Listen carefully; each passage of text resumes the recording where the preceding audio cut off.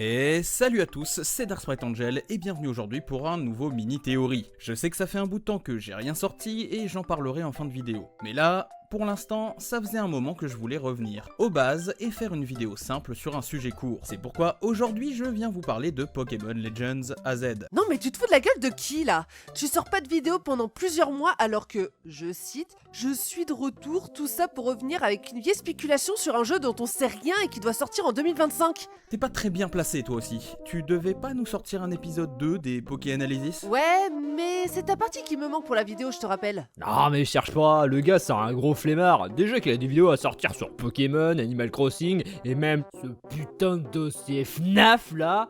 Hein? Non, il préfère faire des vidéos comme ça parce qu'elles sont faciles à faire et qu'il a besoin de thunes, l'espèce de gros clochard. Non mais je veux dire qu'à un moment on s'en doute hein, quand le gars il est pas capable de garder des let's play sur un disque dur parce que voilà, il efface les trucs par erreur, hein, comme par hasard là. Non mais quelle gueule il donne à la team derrière, hein? Pourquoi on passe nous, hein? Pour des gros débiles, voilà pourquoi on passe. Bah bravo monsieur, je suis pas fier de vous, voilà, je m'en vais. Ouais, il vient de se passer quoi là? J'aurais jamais dû vous rejoindre. Bref, je vais y aller aussi avant que tu tapes un énième commentaire sur le dossier FNAF ou un message d'insulte pour ton activité chaotique. Ouais, pourquoi il y a toujours des guests inutiles qui viennent m'insulter dans mes intros? Cela dit, il est vrai que j'ai pas mal de vidéos déjà écrites et tournées. Je devrais peut-être me remettre au montage, moi. Mais bon, c'est pas le sujet. Bien que j'ai pas mal de taf, la vidéo d'aujourd'hui doit quand même se faire. Pokémon Legends AZ.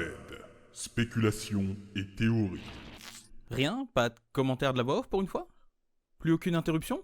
Ouais, on dirait bien que ça va se passer tranquillement. Et c'est le Dark du montage qui vous parle. Je tiens à signaler simplement que, en complément de ma vidéo actuelle, il y a également la vidéo d'Enzoul qui est sortie presque en même temps et qui parle de la méga évolution. Elle explique également pas mal de choses sur ce à quoi on pourrait s'attendre de ce jeu Pokémon, mais également sur la méga évolution en elle-même. Je vous conseille d'aller la voir parce que c'est vachement intéressant et ça parle de choses qui sont à la fois complémentaires mais différentes de ce que je raconte ici. Bon.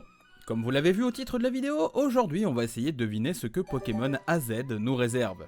Et ouais, je sais déjà ce que vous êtes en train de vous dire. Non mais sérieux, on a eu qu'un trailer cryptique et le jeu a été annoncé pour 2025, qu'est-ce que tu veux deviner avec ça? Eh ben, beaucoup de choses en fait. Et ouais, ça peut vous sembler idiot de chercher à théoriser là-dessus alors qu'on a que dalle, mais en fait, en cherchant bien, on remarque qu'on a peut-être pas tant rien que ça. Vous devriez commencer à connaître comment je fonctionne depuis le temps. Chercher des tout petits détails et trouver des infos bien planquées, j'adore ça. Et ça tombe bien, Game Freak en cache toujours un peu partout à chaque fois. Donc oui, à la surprise générale, Game Freak nous a annoncé lors du dernier live Pokémon un nouveau Pokémon Legends, alors que tout le monde attendait un remake de la 5G. Et franchement, vous plaignez pas, on aurait pu se retrouver avec un nouveau Ilka Incident.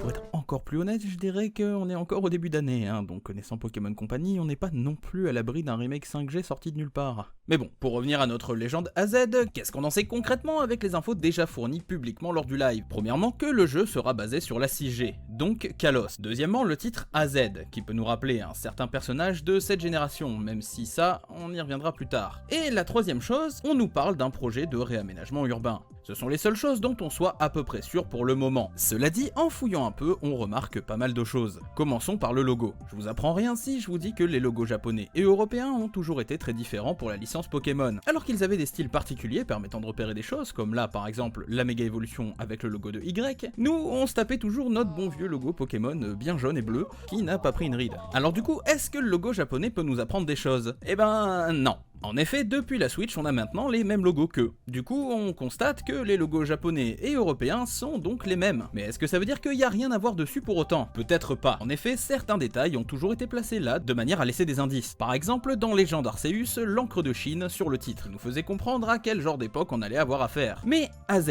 y a quoi de nouveau à voir dessus? Ben, pas mal de choses si on regarde bien. Déjà, en regardant de près les lettres, on peut y apercevoir des trucs intéressants, comme ces hexagones dans le Z et ces écailles dans le A. En plus, grâce à leur couleur noire et verte, on comprend tout de suite que tout cela fait référence à Zygarde. Les hexagones font référence à ses yeux et les écailles à sa forme serpent. Pour les couleurs, bon bah là c'est évident. Déjà, on comprend assez vite vers quel légendaire le jeu sera tourné. On pourrait presque se dire qu'il s'agit de la fameuse version Z que tout le monde attendait à l'époque, même si pas vraiment vu qu'il s'agit pas d'un remake remake. Ensuite, ce A, que je trouve très étrange. Beaucoup de gens l'ont remarqué, mais en fait le A a exactement la même forme que l'arme suprême qu'on a vue dans XY.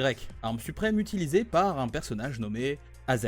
Ouais, bon, là ça commence à faire beaucoup de coïncidences quand même. Mais le pire, c'est que ça s'arrête pas là. Il y a aussi ce tiret. À première vue, rien d'anormal. Mais si on commence à l'examiner de plus près, on remarque des bords bleus et rouges. Logiquement, à ce stade, vous devriez penser que ça fait référence aux 2 légendaires de la version XY. Mais, ben, c'est pas le cas en fait. Tout simplement parce qu'au moment où se déroulera le jeu, ben, ces 2 Pokémon sont respectivement devenus un arbre et un œuf, ou dans le cas inverse, si on est dans le futur, ils ont déjà été capturés par notre protagoniste. Comment je le sais? Ben, vu que le jeu n'est pas un remake, il peut pas prendre place pendant les événements d'XY. Qui plus est, j'ai déjà un indice sur la date à laquelle se déroulera le jeu. Mais ça, on y reviendra plus tard. Pour l'instant, il nous faut établir ce que sont ces 2 couleurs. Il y a donc 2 possibilités qui s'offrent à nous. Oui, j'ai bien dit 2. La première, c'est Zygarde lui-même. Comme on peut le voir sur ses différentes formes, ces couleurs reviennent souvent sur lui. Ce qui est assez logique, sachant que ce sont justement la couleur de ces 2 cœurs. Cœurs que l'on a pu voir dans l'animé. Bon, il en a peut-être plus, hein, comme le suppose sa forme ultime, mais bon, vu qu'on les a jamais vus, on va pas les prendre en compte ici. Mais il y a également un autre Pokémon qui pourrait faire référence à ces 2 couleurs. Encore plus impressionnant, il fait référence au titre du jeu également, puisque lié au personnage d'AZ. Ce Pokémon, c'est son Floette. Alors bien sûr, vous me direz sûrement que c'est pas certain qu'on le voit dans le jeu. Eh ben, j'en suis pas si sûr. Au cas où vous ne le sauriez pas, ce Floette aurait dû être disponible dans le jeu à l'époque, mais n'a finalement pas été distribué à cause de son attaque signature, Lumière du Néant, jugée beaucoup trop puissante. Et puis bon, en termes de lore, vu que AZ le récupère, logiquement vous êtes pas censé l'avoir, mais bon, encore une fois, Ultra Brèche, tout ça, tout est possible. Mais s'il n'est pas disponible, alors pourquoi je vous parle de lui? Déjà parce qu'au-delà du fait qu'on risque de revoir AZ dans le jeu, la capacité dont je viens de vous parler a été mise à jour dans les fichiers du jeu. En effet, la description a été modifiée dans Écarlate et Violet, alors que le Pokémon n'est même pas disponible. Étrange, non? Bon, après, pas de quoi s'alarmer non plus. Sauf que récemment, des datamineurs ont fouillé Pokémon Home et ont découvert de nouvelles icônes, celles des méga évolutions, ainsi que quelques exceptions comme les Primo Résurgence, Sachanobi ou le Floette d'AZ. Ouais, là ça commence à devenir un peu plus crédible, même si ça confirme rien. En parlant de confirmer, je vous avais dit plus tôt qu'on pourrait connaître l'époque dans laquelle va se dérouler le jeu. Voyons voir les arguments qu'on a pour ça. Beaucoup de gens pensent que le jeu pourrait se passer dans le futur, à contrario de Legend Arceus, déjà à cause de l'esthétique du trailer, ainsi que le fameux projet de réaménagement. Mais si on regarde bien, quels sont les réels arguments pouvant affirmer ça? Après une discussion avec mon ami Reshkaf, voici les éléments qui peuvent confirmer cela. Le premier, c'est qu'il y a des dresseurs qui sont présents en ville avec des Pokémon, ce qui prouve qu'ils sont domestiqués à l'instar de Legend of Arceus. Le problème, c'est que cet argument est démontable car rien n'indique pour autant qu'il ne s'agit quand même pas du passé. Le deuxième argument, c'est qu'il y a l'air d'avoir pas mal de boutiques. Centres Pokémon, bâtiments récents... encore une fois, ça veut rien dire. L'architecture de Paris a toujours été plus ou moins comme ça depuis très longtemps. Et ben ouais, c'est tout. C'est pas ouf, y a que ça comme argument. Il est beaucoup plus probable que le jeu se déroule effectivement dans le passé, parce qu'il y a beaucoup plus d'éléments qui montrent que ça pourrait être le cas. Bon, à partir de là, j'avoue que pour cette partie de la vidéo, j'ai pioché quelques idées sur la vidéo de Lockstein, que vous retrouverez dans la description. D'habitude, pour ce genre de vidéo, j'évite d'aller voir ce qui a été fait ou dit avant de faire la mienne. Déjà, pour éviter l'éternel commentaire qui dit « tu copies ?» et en même temps, parce que j'aime bien trouver les trucs par moi-même. Mais Lockstein étant probablement l'un des théoristes Pokémon les plus accurate dans son boulot et des plus doués, en plus d'être quelqu'un que j'aime bien, j'ai pas pu m'empêcher d'aller la voir. Donc ouais, il y aura quand même des similitudes dans ce que je vais dire. Déjà parce que dans mon travail de recherche, je suis tombé sur des conclusions similaires aux siennes, mais aussi parce que le mec est très persuasif dans son taf, il pousse les recherches très loin. Et je sais que ça risque de minimiser mon travail de recherche, parce qu'on peut penser que j'ai juste copié-collé, mais je devais rendre à César ce qui est à César. Et je ferai remarquer à ceux qui vont me balancer « ouais mais traduire un truc c'est pas faire des recherches » que j'ai pas traduit ces recherches. Dans toutes les langues, 2 plus 2 ça fait 4, donc forcément c'est logique qu'on arrive au même résultat en faisant exactement les mêmes recherches. Ça veut pas dire qu'on a copié. Bon, ceci étant dit, pour revenir aux recherches, il est probable donc que le jeu se déroule il y a environ 150 ans. Comment je sais ça? Eh ben, certains d'entre vous l'ignorent, mais Legend Arceus se déroule lui-même il y a 150 ans. Pour être exact, Legend of Arceus se déroule plus ou moins entre 1860 et 1870, probablement vers la période de restauration Meiji, fait que l'on peut confirmer grâce à l'architecture. Donc si les jeux estampillés Legends suivent tous la même logique, il y a des chances que ce jeu se déroule également il y a 150 ans. Vous allez me dire? Oui, mais ce qu'on a vu dans le trailer, ça a pas l'air aussi vieux que Legend Arceus. C'est vrai, mais il y a plusieurs explications à ça. Déjà, je vous apprends rien si je vous dis qu'on a une différence culturelle très variée entre les endroits, les régions de la planète et tout ça. Donc c'est pas étonnant qu'il y a des vieilles architectures qui soient très différentes. Et pour le deuxième point, on y reviendra juste après quand je vous parlerai des époques. Bon, c'est bien beau tout ça, mais c'est quoi le rapport entre Sigard, les 150 ans et ce que je vous ai parlé plus tôt ? Eh ben, vers la fin des années 1870, voire le début des années 1880, la France a vécu une grosse révolution industrielle. Forcément, ça va pas vous étonner si je vous dis que ce genre de choses, ça détruit l'écosystème. Puisque Sigard représente la nature, ben ça risque de pas trop lui plaire. Ok, bon, pour l'instant c'est qu'une spéculation, qui sera confirmée ou infirmée par la suite. On verra bien ce que nous réserveront les futurs trailers du jeu. Mais maintenant, essayons de consolider tout ça du mieux qu'on peut, parce que, bah, y a quand même pas mal de trucs. D'abord, commençons par un simple calcul. Bon, en général, on connaît pas trop les époques où se déroulent les jeux Pokémon, donc on va dire souvent que c'est la même année où le jeu sort. Bon, sauf évidemment cas exceptionnels, hein, comme les donjons mystères, Colosseum et les légendes, du coup. Donc si on prend la date de sortie des jeux, bah 2025 moins 150, ça fait 1875. Si on regarde à peu près ce qu'il y avait à cette époque, et ben pour vous donner un exemple, la date de construction de la Tour Eiffel a commencé le 26 janvier 1887, et elle a fini en 1889, tandis que le premier métro parisien a été créé le 19 juillet 1900. Vu qu'on voit la tour d'Illumis dans les trailers, ça peut plus ou moins coïncider avec 1889. Ensuite, en analysant la carte qu'on avait dans le jeu à l'époque et en la superposant avec celle du trailer, ça nous donne un truc un peu similaire, ou le dessus du Faucon Millenium, ce qui est très bizarre. Et là, niveau architecture, vous vous dites que c'est quand même très différent de Legend Arceus, et que même si on n'a pas la même en fonction des régions, quand même ça a l'air beaucoup plus poussé. Ce à quoi je vous répondrai qu'en fait ça peut coïncider avec Legend Arceus, parce que la période de restauration de l'ère Meiji s'est déroulée entre 1868 et 1888, mais l'ère Meiji en elle-même, elle, s'est déroulée entre 1868 et 1912. Et vous savez ce qu'il y avait au Japon, notamment à Tokyo en 1905 ? Un tramway. Bah ouais, en réalité la technologie ça a avancé super vite, hein, encore plus chez nous en France, et à l'époque on n'avait pas l'air aussi en retard qu'aujourd'hui. Ce qui nous montre bien qu'en fait, ben ça peut fonctionner. J'arrête là la vidéo une seconde, c'est encore moi le dark du montage, parce qu'en effet, pendant le montage de ma vidéo, qui est très long parce que mon PC bug, il y a de nouvelles informations qui ont été trouvées. En effet, j'avais screen quelques trucs à l'époque, sans forcément y faire très attention, parce que je me suis dit que ça servirait un jour, et en voyant des gens qui en ont parlé il y a pas longtemps, et après vérification, ben ouais, en fait c'est méga intéressant. Dans le nouveau Pokémon Snap sur Switch, il y a un moment où on peut voir Xerneas. Et ce qui est assez intéressant, c'est la fresque qu'il y a sur le mur derrière lui. Si on fait bien attention, ça nous raconte une histoire avec 6 Pokémon qui protègent quelque chose ou je sais pas quoi, des météorites et Xerneas au centre. Sauf que...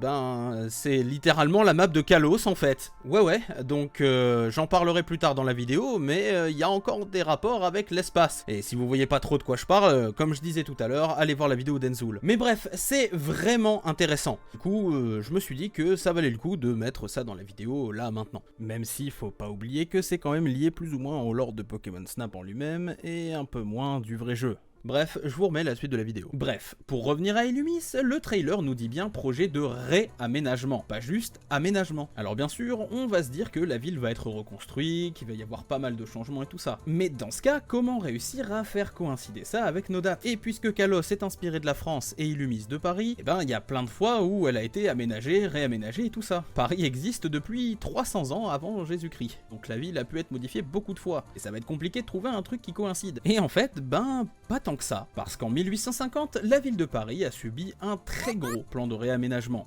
Plan qui s'est terminé en 1989, en même temps que la Tour Eiffel, qu'on voit dans le trailer, comme je le disais tout à l'heure. Donc ouais, ça se tient.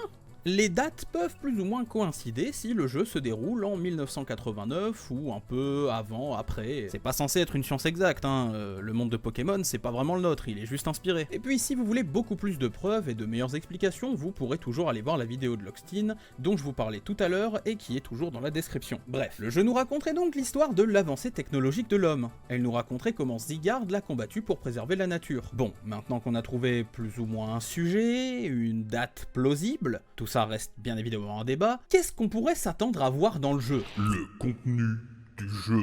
Si c'est comme dans le jeu précédent, il y a pas mal de choses qui risquent de revenir. Il y aura probablement des ancêtres de personnages que l'on connaît, on peut évidemment s'attendre à ceux de Platane ou Dianthea par exemple, ainsi que d'autres personnages de la région, mais également peut-être des personnages de Galar et Paldea, puisque géographiquement assez proches, voire même certains voyageurs temporels / dimensionnels qui pourraient être là pour diverses raisons qui rajouteraient encore plus de complexité au lore qui est déjà incompréhensible. Enfin, incompréhensible, on se comprend. Mais il faut pas oublier qu'il y avait des personnages comme Shamal qui étaient présents dans Légende d'Arceus. Alors je propose cette fois-ci que ce soit au tour de Jasmine, son frère, d'apparaître. Déjà parce que l'événement qui a emporté Shamal dans l'Ultra Brèche aurait très bien pu les emporter tous les deux, vu qu'ils sont tout le temps ensemble. Et deuxièmement parce que si j'ai raison pour les dates, le premier métro parisien pourrait être propice à son apparition. Les gens ayant joué à Noir et Blanc savent pourquoi je dis ça. On pourrait également avoir une apparition possible d'AZ, ce dernier étant immortel depuis plus de 3000 ans. De plus, si on voit vraiment son Floette comme je le pense, eh ben, il sera pas forcément très loin. On pourrait également s'attendre à une nouvelle forme de Zygarde. Pourquoi pas Yveltal Exerneas, me direz-vous, comme ce qu'il y a eu pour Dialga et Palkia dans le jeu précédent. Ben, parce que l'argument que j'ai donné à propos de l'œuf et de l'arbre, bah, ils tiennent toujours. Je sais pas si on pourra les apercevoir dans le jeu. Alors que Zygarde, lui, s'est confirmé. D'ailleurs, on connaît déjà, grâce à l'anime, une de ces formes différentes qu'il pourrait avoir, comme ce Zygarde rouge. Il s'agit tout simplement d'un Zygarde devenu fou et corrompu après avoir été manipulé par la Team Flare. Bon, ok, là, y a pas de risque que ça arrive, hein. La Team Flare, elle a été fondée par Lysandre, il était pas là il y a 150 ans, donc on risque pas de le voir. Bon, sauf dans l'éventualité où le jeu se déroulerait vraiment dans le futur. Là, je rappelle que Lysandre est devenu immortel, donc même s'il est coincé sous des gravats, eh ben, il est toujours vivant. Du coup, je vois pas vraiment quel genre de team pourrait rendre Zygarde comme ça. Bon, certains pourraient me dire qu'il existerait, comme dans Légende d'Arceus, le groupe Flare, qui serait leur espèce d'ancêtre ou je sais pas quoi. Mais c'est peu probable. Pourquoi? Parce qu'on a pu apercevoir le logo de ce qui semble être la nouvelle team qui sera présente dans ce jeu. Et ce logo, le voici.